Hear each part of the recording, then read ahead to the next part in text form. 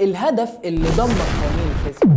هدف روبرتو كارلوس في فرنسا سنة 1997 لما سدد ضربة حرة هي الأغرب في تاريخ كرة القدم. الكرة لفت بشكل غريب جدا من جنب الحيطة ودخلت في الجون. الطبيعي والمعروف ان انت لما بتشوط اي كرة بتروح في الاتجاه اللي انت شايطها فيه. ايه بقى اللي حصل مع كرة روبرتو كارلوس خلتها تلف كده بدل ما تروح على طول؟ الفكرة كلها ان كارلوس شاط الكرة دي من تحت على الشمال لفوق على اليمين، وده اللي خلى الكرة تلف حوالين نفسها في الاتجاه ده. الكرة وهي رايحة الهواء بيمنعها. لو بصيت على يمين الكرة هتلاقي اتجاه اللف بتاع الكرة عكس اتجاه الهواء، وده اللي بيبطئ من سرعة الهواء وبالتالي بيخلق ضغط عالي. انما الناحية التانية تلاقي ان الاتجاه بتاع اللف بتاع الكرة بيبقى مع اتجاه الهواء، وده اللي بيسرع الهواء جدا وبيخلق ضغط اقل، وبالتالي بيبقى على يمين وشمال الكرة في فرق في الضغط، وعشان كده الكرة بيأثر عليها قوة في الاتجاه ده هي اللي بتتسبب في ان هي تنحني بالمنظر ده في ظاهرة معروفة بماجنوس إفكت. وهو ده كان التفسير الفيزيائي للهدف الشهير لروبرتو كارلوس.